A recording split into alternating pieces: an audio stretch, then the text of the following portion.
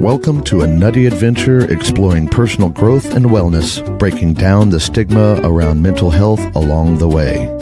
Let's dive in because now it's time to show me your nuts.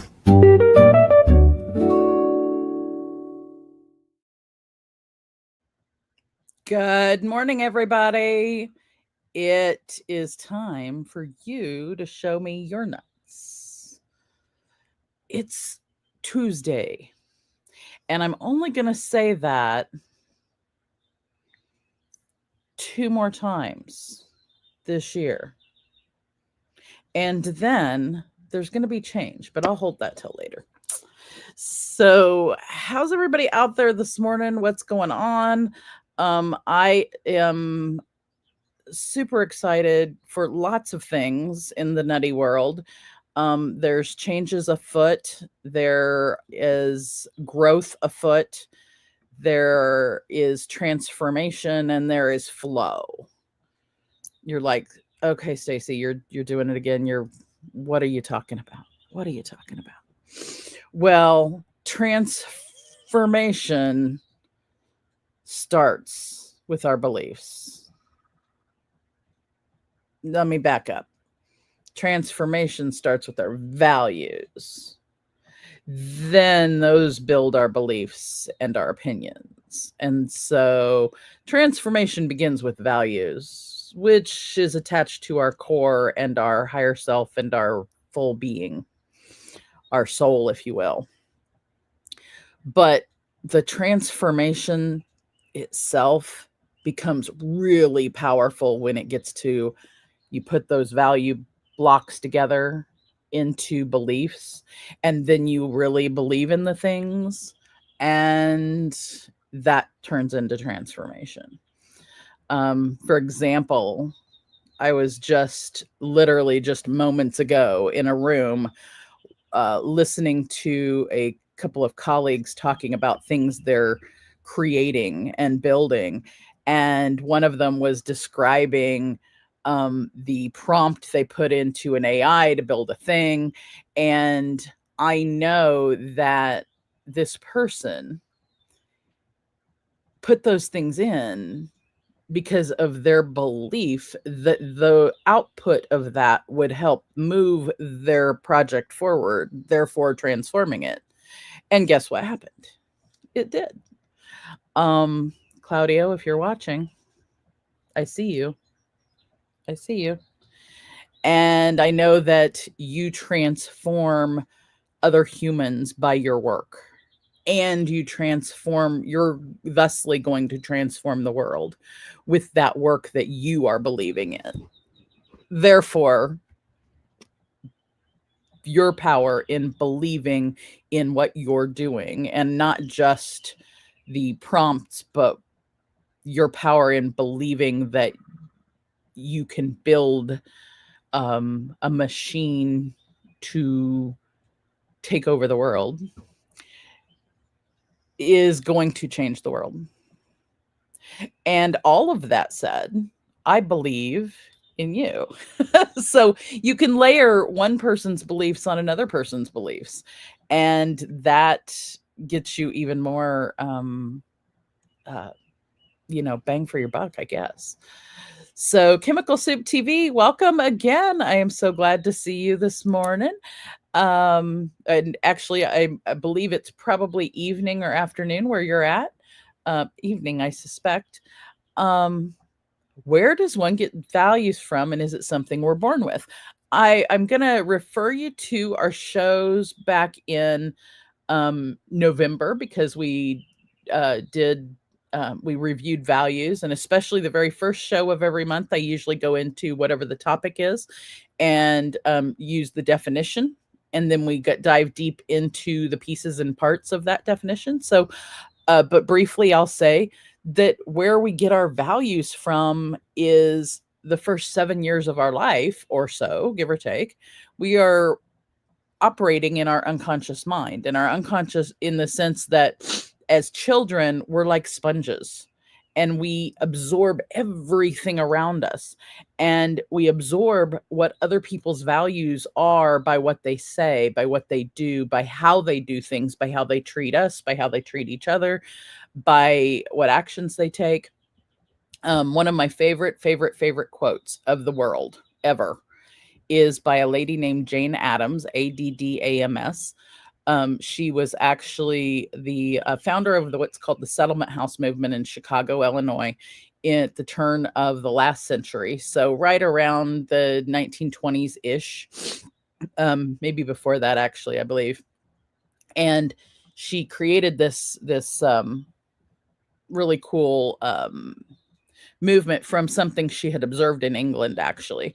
And her quote, and I'm going to bastardize it. I know I get it kind of off every time, but the quote was, "Action is indeed the sole medium of expression of ethics."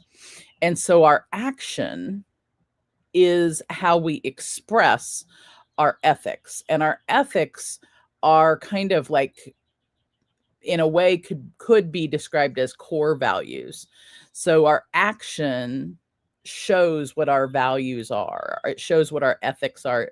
And it's not a direct translation, because the word ethics and the word values is not a direct translation. But ethics, you can have you can hold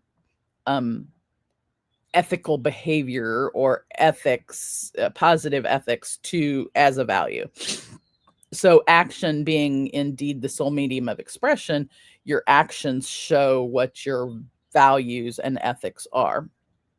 And so if our actions show what our values are, then as children, what we're observing, what we're soaking in, is what other people's values are. And then as we get older, we in our teen years, we kind of act out all of those and figure out which ones are really ours and which ones aren't.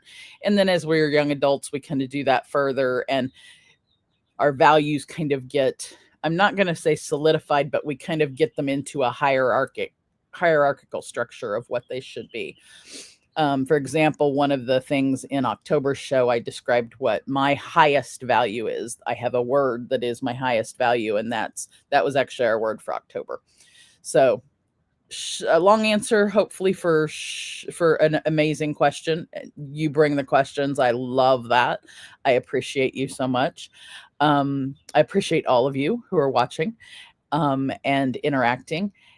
So today we're diving a little deeper into beliefs, in talking about the transformative power of those beliefs, and our because beliefs can lead to transformation, and transformation, we can also look at our beliefs as being something we can change. So if the values are building blocks, if you think about those as the Legos, then beliefs are the things we build with the Legos, and opinions are the things we build with the Lego pieces, the Lego things we build those into big things called beliefs. And then we behave based on where those Legos are all placed. So then we have thinking and feeling and actions based on where those Legos are all placed. So we like navigate our own little city or whatever. And that's where cognitive behavioral therapy comes in, because it works on those pieces.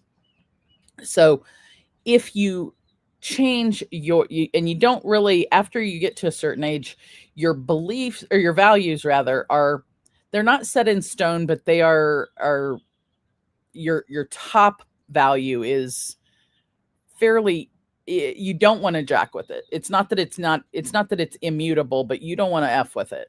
Your top value, whatever that is, you can move these other values around. So like one of the things I'm trained in is neurolinguistic programming. And one of the things we do is work with people to help move their values around such that they can have transformation. And so you move those values around. So maybe, for example, maybe they have their value of the word and the activity of physical exercise is not very high, but they have a desire to be healthier. So if you have a desire to be healthier, you need to move some healthier behaviors around. And in order to move the healthier behaviors around, you need to move the beliefs around. In order to move the beliefs around, you need to move the values around. So we work with people transforming where their values are placed in that hierarchical structure that's kind of in our head, and such that their values of eating healthier and physical exercise and getting good sleep and all of those things kind of move up in the chain. So then that they can believe in themselves doing those things. So then they can take action. They can move back down the chain and take action and do the things. That's a really short version of what we do with everything. What we as master practitioners of NLP, MER, and hypnosis, and that's the one of the perspectives I can come from. So if you move those values up, then you can believe more in yourself and in your doing it. And when you believe in that doing it, then you can take the action to do it. So it's really important to work with the values. So one, I'm going to take a peek at the chat and see who's here. I see that the amazing and wondermous Jessica Dugas, the producer of the Breakthrough Show Network, is in the house, and she also runs Saturday Soul Morning Coffee, where she does a radio show before that on Station Head. And on Monday nights, you guys, oh my gosh, it's you want to, if you've had a hard Monday, you got to follow Jessica on Station Head and listen to her Monday music ladder show. That's what I'm going to call it. It may not, it's not right, but that's what I'm going to call it. And maybe she'll put the link into it or something so you can follow her, because she takes one word, a song with one word in it, and then the next song she plays is connected to it that way, and the next one and the next one, and she makes these cool like strings of songs, and they're always upbeat, and after a Monday you need it. You just need it. So there are many songs with the word belief, and they're all running through her head at the same time. They're all trying to run through her head at the same time. So, hey, you're welcome. I'm glad I could be of assistance this morning, Jessica. Glad I could be of assistance. You get in my head all the time. It's about time for me to be in yours. Chemical Soup TV. Yes, I know that your work is related to beliefs, and I love hearing your perspectives on that because of your work being related to beliefs. I'm going to guess that maybe it's research work, because that's like right in my wheelhouse. I love research work in general, and understanding that beliefs give rise to values, not the other way around. I don't know. I would love to read additional research work on that. Because my understanding on the neuroscience is that our values are underneath, but I am also a very much of a learning being, and the more I gather into my head and question it, I can change my belief systems to encompass all views of things, because they both might be true. Maybe we're both right. And that's the amazingness of the world we're in, is that we can can hold more than one thing together at the same time.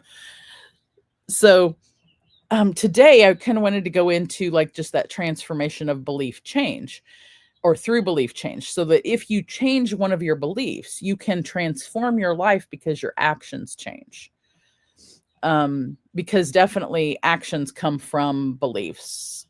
We act based on what we individually believe to be true.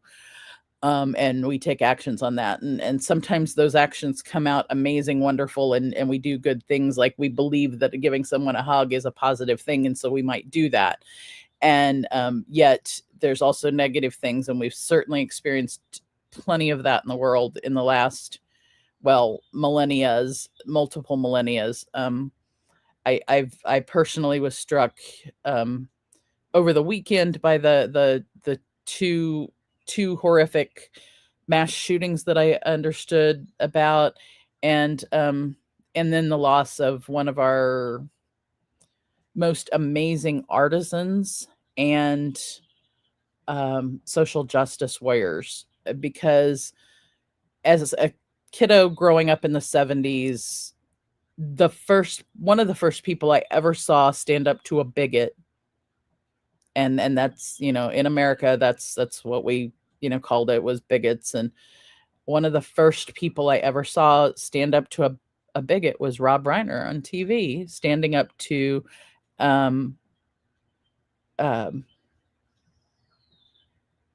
Carol, dang, I just lost my words. Archie Bunker and Meathead on All in the Family. If you grew up in the 70s, you know that you probably saw that show. And that show was written and produced and put out at the time to give rise to understanding of those negative behaviors that were going on. And it was beautifully written in the sense that, it showed this everyday things that were happening all in the family, in the situations, such that we saw those isms that were out there. But the beautiful part of it that many of us didn't understand until later, for sure, was that it was showing us that wasn't right. It was showing us the things that weren't right, rather. It was showing us the pieces that weren't right. It doesn't mean that there weren't, fun and beautiful things that happened, but it was showing us that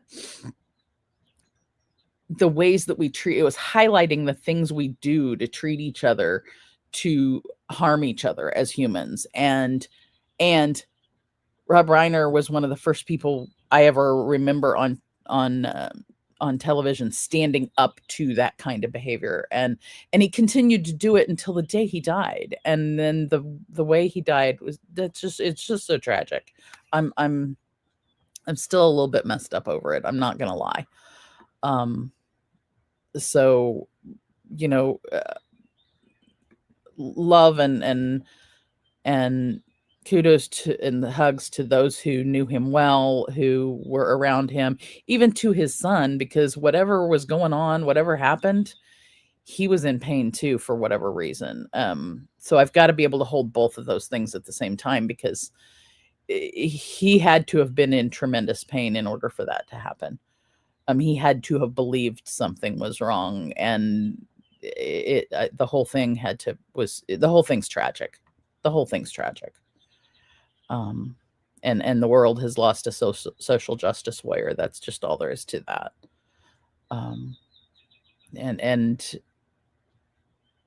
it's unfortunate that some people don't view the whole situation as tragic, and that they've turned it into a,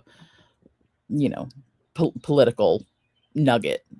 Because seriously, there's probably another nugget they're going to use tomorrow, and they're not going to remember Rob tomorrow, and that's not right. And his wife. Let me not forget that. But anyway, To weave that into our topic today about how transformation of beliefs can lead to significant life changes, those of us who watched that show and saw those things and saw the highlight of somebody standing up to someone else who was being negative and being violent, if you will. It, Violence doesn't just happen as physical violence, mental violence, emotional violence, etc. You know, an individual standing up to another individual who is being hateful, hate filled, showed us that what the hate was. It showed us that the hate that was kind of all around some of us in what we grew up with.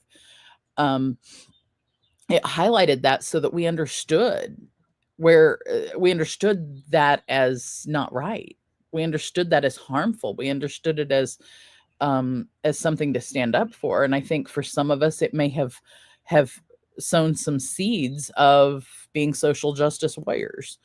I mean, it's not the only thing that sowed that seed for me and gave me the uh, direction to become a social justice warrior as I am, as I will hold myself as.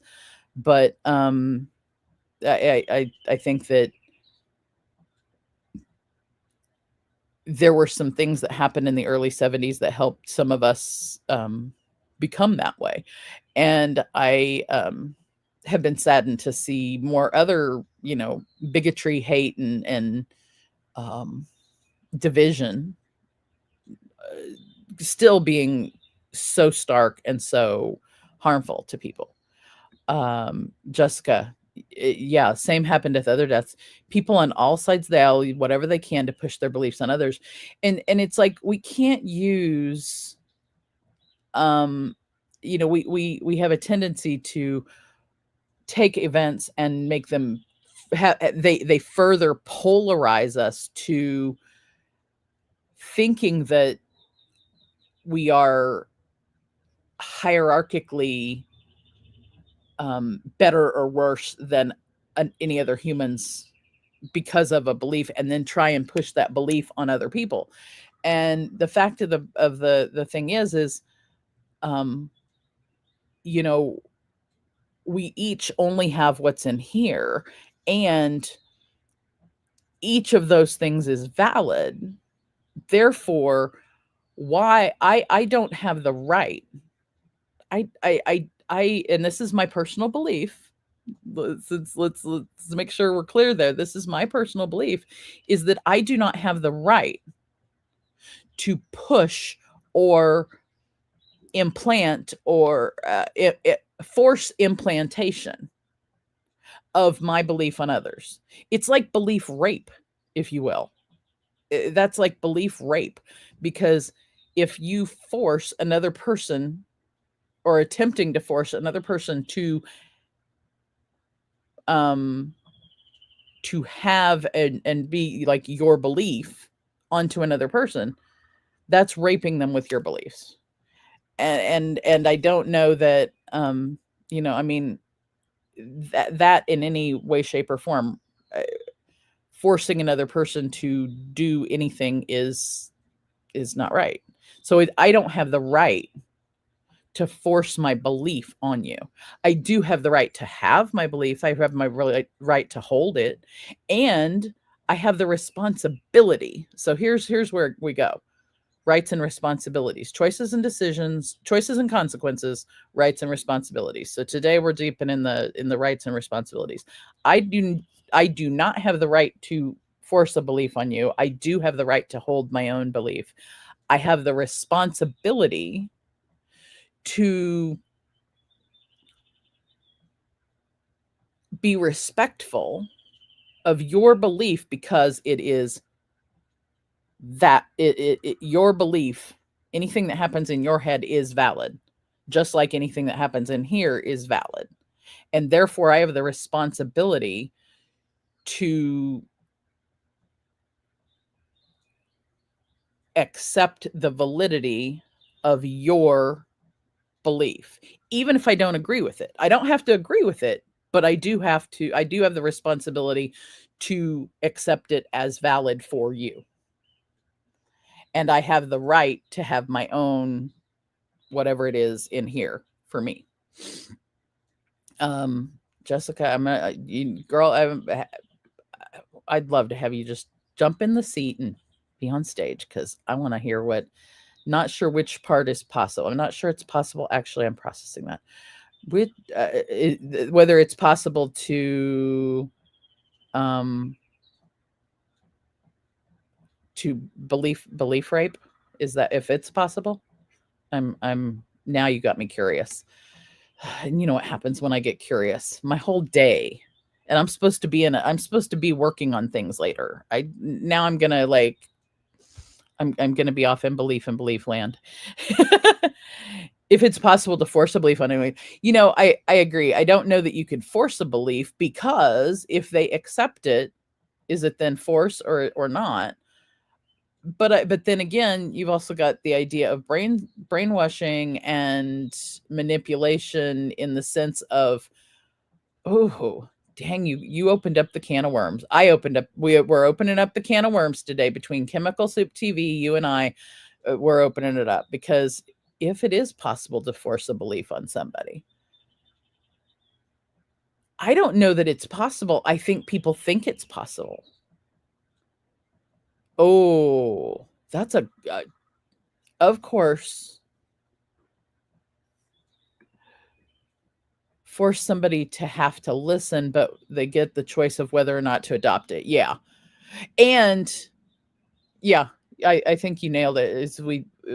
I think we can force somebody to have to listen, or we can force them to be like, we could put them, like, lock them in a room and have them listening to the thing, or listening to us, where, like, I don't know, chain them down where they have to be in the same space. They might not even have to listen, because there's probably ways to meditate and get away from that shit. But they have then we do get a choice of whether or not to adopt the belief. Although I'm also wondering, when it comes to things like brainwashing scenarios and cult-like behaviors, if that somebody adopts a belief that the core of their self or their soul doesn't necessarily believe, but it holds it as a belief during a certain period of time. I'm wondering because I think beliefs we can hold transitory, kind of like that. And that's why I think that the Legos are the values, and then the beliefs are what we build out of them, because because you can transform a belief. The value itself, the value of love, the value of hard work, the value of even a value of money, the value of friendship, whatever, the pieces. You can take the pieces and build them into a belief, and build, so you take the Legos and build it into something, but you can take those Legos apart and build it into something else. And so the transformation of the thing is you can take those Legos apart and build a bridge out of something that you previously built a wall out of. And when you build it into a bridge, it becomes a different belief. And it doesn't mean that your belief is invalid if you were believing the thing that you're brainwashed into. Let's say you've built it into whatever it is you're brainwashed into. It's that, and that's a valid belief at that time. Then yes, the interview that NX1 VM cult is like serious. Yeah. And I would say any there's also a gal on YouTube who's the knitting she knits and talks about cults, and she has a book about cults and beliefs. Fascinating, brilliant woman. She was also in the service for quite some time, so she couches her lessons. But it's so you've got the beliefs, and those beliefs that are built into that, say it's a cult-like belief, because everyone's believing the same thing. When people leave there, for whatever reason, whether the cult breaks up, whether they get, well, we're not even going to get into that, but when they do, frequently it's because they go into this other transformation and they realize that the things that they were believing were harmful either to themselves or others, and they choose to then change their belief system. And I think the negativity in cults, the thing that's bad there is a shared belief system where harm to others is important, or it's the reason for being, or it's whatever. It's, I think anytime we get into groupthink about harming others, that's when the trouble starts, is because none of us on this planet have the right to harm other people, and we all have the responsibility to check ourselves at the door, to put it in a colloquialism. So the core of things, one of our cores of things is our beliefs, but they're malleable. Our beliefs are malleable, more so than our values. We can move them around and shift them, but our top value and our building blocks are there. And there's, our values are the, that's why I have the structure of describing it that way. So in order to figure out a transformation in our life, we need to examine the building blocks we're using and the things that we're building with it, and be able to also look at, should, or do we want to rebuild those into something else? Do we have a wall that we want to build into something else? And so then we need to take the bricks down and build the wall into a bridge instead, because it's not going to get us anywhere if we keep trying to go up against a brick wall. Let's say the brick wall is physical health, and the physical health not being where we want it. If there's a wall there, we can't get past it and say lose weight, or have our body composition be different, or have not have heart issues, not have stomach issues, not have whatever the issues are that are causing us to be unhealthy. And so instead, we've got to take those bricks all apart, or take that wall apart and rebuild it into something else. And in order to do that, we have to examine our beliefs, examine our values, examine our actions, examine where those beliefs were put in place. So I'm going to go down a little bit more on where, what happens with our beliefs, because at some point in our life, a belief gets built based on a decision that we make when something happens in our life. So something happens in life, we make a decision. That decision becomes a belief that we believe about the world. So the decision is, oh, blah, blah, blah.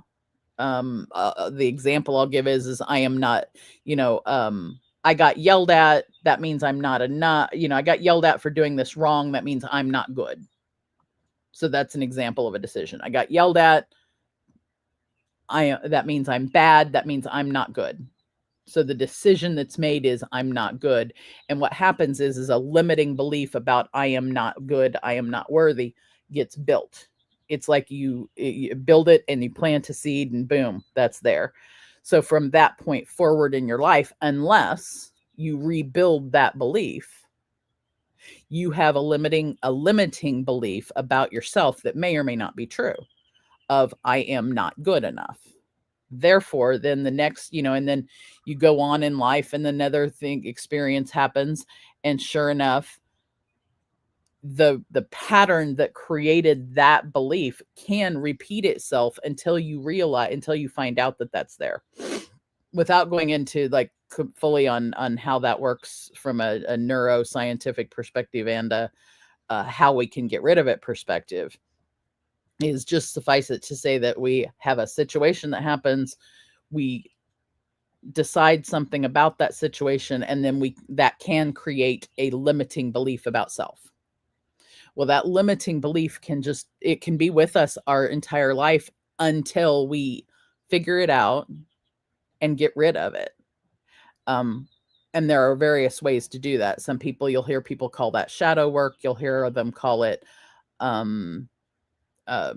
mental emotional release, which is what I'm trained in, timeline therapy. There's different ways to get rid of those limiting beliefs. And if you don't get rid of the limiting belief, it will play itself out in a program. So that limiting belief creates a program in your head, similar to software programming. And software programming is going to play over and over and over again until you tell it not to, or until you reprogram the device. Well, this device gets programmed with all of those limiting beliefs about ourselves, and it plays out over and over and over again in our activities. So we have to transform that. But in order to transform it, you've got to figure out what the hell caused it. So there's lots of ways to do that too. Sometimes even just talking to others about their beliefs and about our differences in beliefs can help you realize that you have a belief about something. Having others help point out that you are worthy and showing you the things that you are worthy in. But then you do have to do that work to get rid of the negative limiting belief. Because here's the deal. If you don't get rid of it, it's almost like having the princess and the pea, where that pea is way down underneath all the mattresses and you can still feel it. And you're not going to get a good night's sleep until you get rid of that little pea that's underneath all the mattresses. So you have to transform the belief into, by getting rid of that little thing that's niggling at you. After you've done that, though, the magic can happen, because after you realize that brick wall you're going up against is a limiting belief that was a decision you made when you were in 6th grade because a math teacher told you that you weren't good enough. That story may or may not be true, allegedly. Read the article on Numi if you want to find more. There's an article about it. That when you get rid of the limiting belief or the negative belief, you can actually transform that wall. That's when the building blocks come apart, and then you start putting the building blocks together and you can create a bridge to your future. That part may or may not be true as well. Allegedly, it may have happened this week. Thank you, Jessica, and 2:17 a.m. I'm telling you some little bits of stories that have personally happened just because that, I can only relate to you what's happening in here. And my interaction, of course, with the amazing audience. You guys give me lots to think about. Chemical Soup TV, thank you so much for being here. Jessica, always. It's just I'm just going to say Jessica, always. Because you're always around for that. But when you transform that wall into the bridge, you can actually have a compelling, positive future to keep moving towards. And then don't get me wrong, there's other beliefs back in there. There's other things that we've got to go and get to and transform. And this is an iterative process, and it's, some people could call it adulting, some people can call it life, growth, wisdom. Wisdom is probably a good way for me to describe that one. But the true wisdom is knowing that you don't know everything. And true wisdom, I think, is knowing that you there's always something next, and you are going to continue to transform the entirety of the time that you're in this life, at least. I can't speak to the other one because, I'm not sure. I know I've been there before, but I have no way to really describe that in this life right at this moment. Um, but we need to start with where we believe in things, what we believe in. So I'm gonna, speaking of beliefs, I would be remiss this month. And yes, I did this on purpose because beliefs, and it's do you believe? What do you believe in that is related to any winter holidays that you might be celebrating? And we have winter holidays all over the world. Here in the US, frequently wintertime also brings cold and snow. Um, in other parts of the world, it brings summertime. Um, and so, I want you to watch this cute little this uh, message from the Breakthrough Show Network about the season, about beliefs, and about wishes for positivity for humanity. And I will be right back.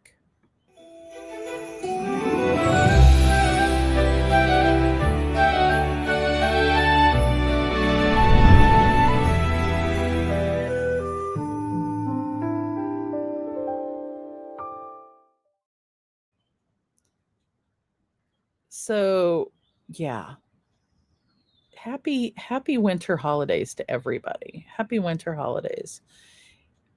We I think winter holidays probably arose, especially in the um, win, winter snow winter holidays, in the those of us who experience the cold and snow of and winter. We have winter, not summer, during the December months, if you will. Um, and that's the only experience I can speak from, obviously.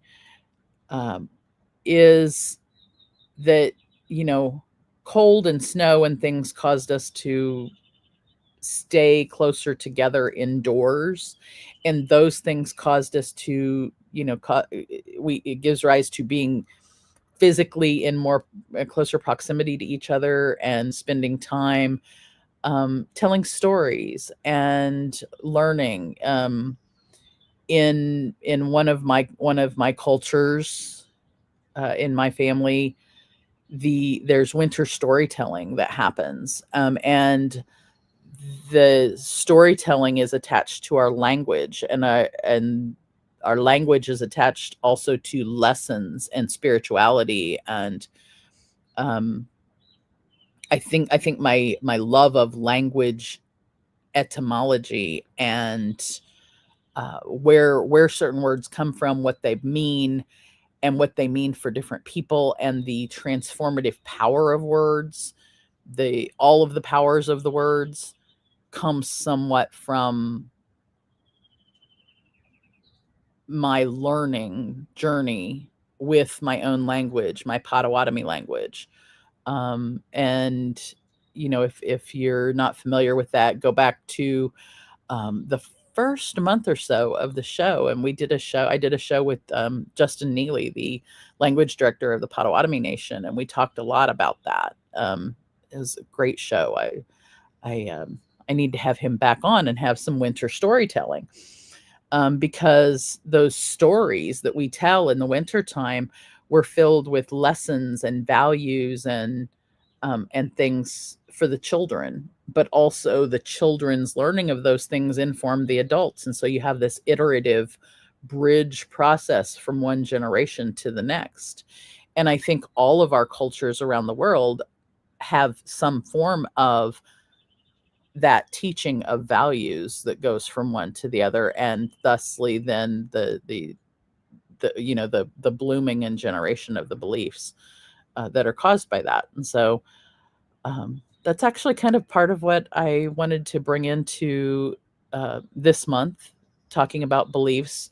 And then, of course, those who celebrate Christmas as a holiday, there's a belief in the jolly old elf, a belief in Santa Claus, and then for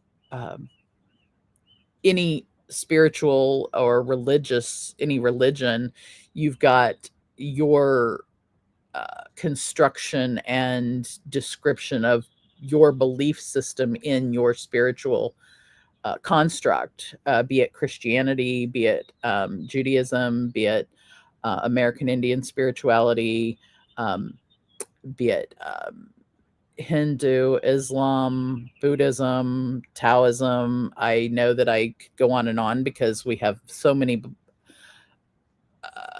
amazing constructed belief systems in our world.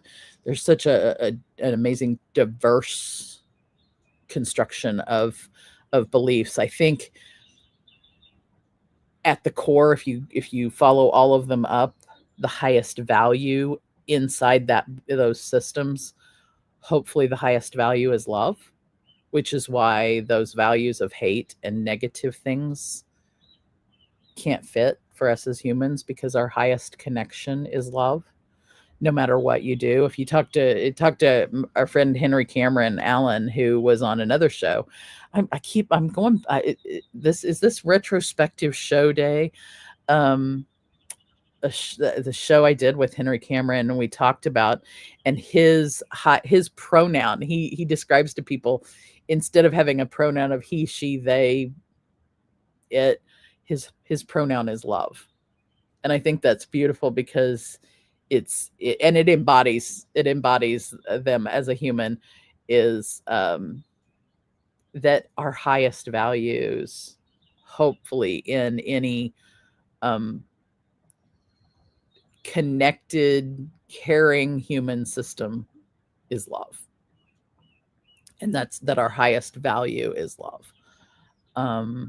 And thusly maybe our highest belief as well, because that one, maybe it's, that one little brick of love, and that turns into the brick that is love. So I think I'm going to end the show today on that highest value of love, and it being that our belief to be connected to each other, and believing in what can we do with and for each other that exudes that love. Because we've all had, it's not the hardest week we've ever had. It's not the hardest week we're ever going to have. We have lots of that. Speaking of love, also, like, share, and subscribe to Show Me Your Nuts and to the Breakthrough Show Network. We have got so much cool stuff coming in 26. There's new shows coming. Show Me Your Nuts. Oh, I said something about this at the beginning. Show Me Your Nuts is moving. We are going to be moving to Thursdays at, now I got to look at my calendar. Thursday, we're going to be moving to Thursday mornings. So watch for more. We're going to move to Thursday mornings for you for a lot of reasons. It's going to hopefully be in more flow with a few things. I think the producers of the Breakthrough Show Network for being flexible for the Show Me Your Nuts show to flow into Thursdays for everyone. And I'm hoping that it will help. Also, maybe it's a little later in the morning, so I'm hoping that maybe my West Coast peeps will be able to join us more frequently, and maybe even join us on stage more frequently. So please like, share, and subscribe for us. Help us get some more viewers. Help tell your friends about Show Me Your Nuts. Tell your friends to show you their nuts. Tell your friends to show you their nuts. And we will see you next week. Next week will still be on Tuesday. The week after will still be on Tuesday. And then we're going to move to Thursday starting January 8th. I will see you next week. And until then, keep your nuts warm.